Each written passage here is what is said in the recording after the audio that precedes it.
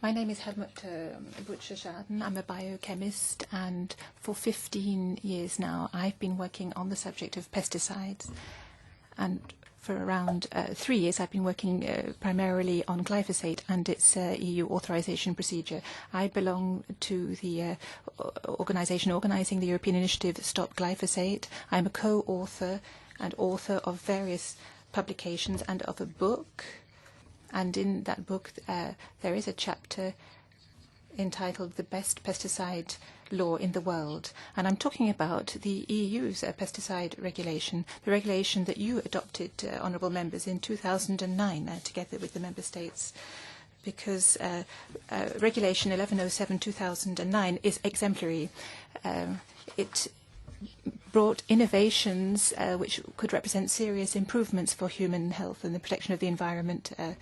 The criteria that had to be applied to identify particularly dangerous substances, active substances identified in animal studies with mice that have been identified as carcinogens should no longer be authorised in the EU. That was an important criterion. Secondly, for the first time in the world, authorities were obliged to review all the scientific literature, both published and unpublished.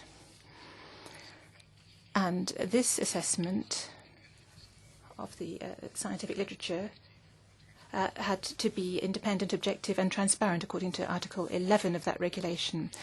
I'm going to give you two examples to show you that in the authorization procedure for glyphosate, the authorities did not undertake such an independent, objective and transparent review of the industry or the independent scientific literature. Let's begin with the industry studies, the carcinogen studies in mice. As you probably know, the WHO research agency, IARC, found sufficient evidence for carcinogenicity in glyphosate where the BFR did not do so. How could this happen? In 2012, the manufacturer submitted to the BFR a request for authorization that included 5 such studies. Each of the studies was considered by the manufacturers to be proof that glyphosate was not a carcinogen. That was the conclusion of the glyphosate task force. But there was a slight increase of lymph cancer that had been observed, but that was not considered to be significant, which is why the BFR took the approach that it did. So their task, of course, was to independently and objectively assess that evidence, and their conclusion in 2013 was that evidence of carcinogenicity was very limited because the slight increase in lymph node cancer was only present in one study and was not reproducible in the others. And as we've heard, in 2015, the EFSA and the member states agreed with that assessment. So that was the conclusion of the European authorities. And then a month later, in March 2015, the WHO agency, IARC, announced that in 2 of the studies that had satisfied the BFR did represent sufficient evidence of cancer. The BFR stuck to its position. In August 2050, when it was asked to evaluate the WHO research, it said that that they had to confirm a statistically significant incidence of tumours, and that there were further significant cases of blood vessel cancer and renal cancer, and a significant increase of non-Hodgkin's style lymphoma, and that this was not confined just to one study, but it was observed in all 3 studies in a way that was reproducible if assessed objectively. in the mouse studies. So that led to the question of how on earth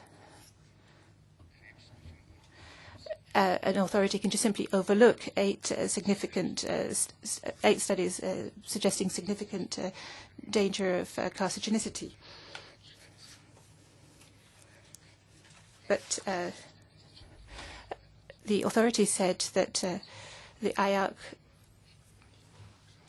had used customary statistical trends, and they had based themselves on the statistical evidence of the manufacturer. Now, this trust in the assessment of the industry that has a clear subjective interest in the outcome has nothing to do with independence or objectivity. And it came, as we see, to the wrong conclusions being drawn. In this case, the BFR was given a second chance thanks to the IARC study. It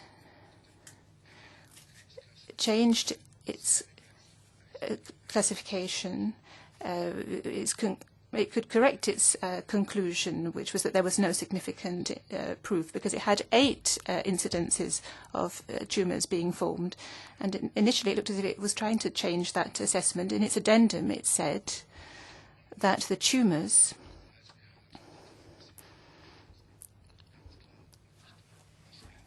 may be due to the treatment. So that was close to the IARC assessment of being a probable carcinogen. It went on to say that IARC has recognized sufficient evidence of carcinogenicity, sufficient evidence, and then it says even more clearly that evidence of carcinogenicity are conclusive. And that is the clearest statement, but unfortunately the sentence continues, conclusive, but not sufficient for a classification. And it is this statement, however contradictory it is, that is really symbolic of everything we see in the assessment report of the authorities. And I think behind this, there are all sorts of violations against binding guidelines of OECD and others that have to apply to assessment of carcinogenicity, which I can't go into detail here, but I would certainly be happy to give further information about this in answers to questions. Now, with regard to genotoxicity, because this is what threw up all of these questions, the assessment, once again, of the scientific literature by EFSA and the BFR cannot be termed an objective assessment. Where the WHO researchers find strong indications of carcinogenicity, the BFR didn't find any evidence in the studies.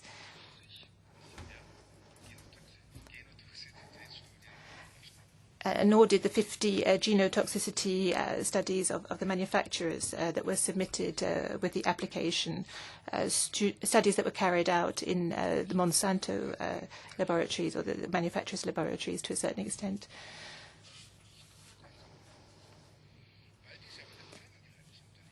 But as, of course, these are all confidential studies, they weren't taken into account by the WHO. The WHO based itself on independent published studies, and they tell a completely different story, a much more worrying story than the secret research. They do refer to DNA damage by glyphosate or formula containing glyphosate.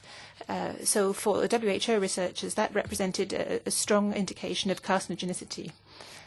Since entry into force of the new EU pesticide regulation, published studies should also be taken into account in assessment of risk. And the glyphosate task force of the manufacturers consortium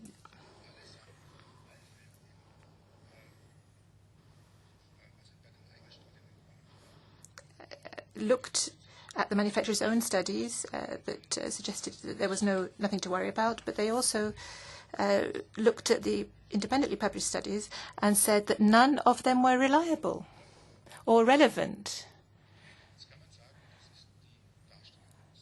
You could say that's the picture presented by the industry, and it may be the view of the industry, but of course it's what the authority does that is decisive.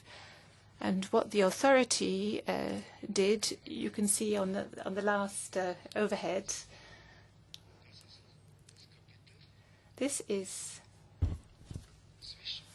the chapter in the interim report of September 2013 of the renewal assessment report of the BFR. You've got 44 pages about the genotoxicity studies carried out with regard to glyphosate and glyphosate-containing substances. So these describe positive effects. There are 17 studies included, and everything which is in red is word for word, letter for letter, copied from the manufacturer's application. So everything in red is copy and paste, but you don't see any reference to the fact that this is the presentation of the manufacturer or the view of the manufacturer.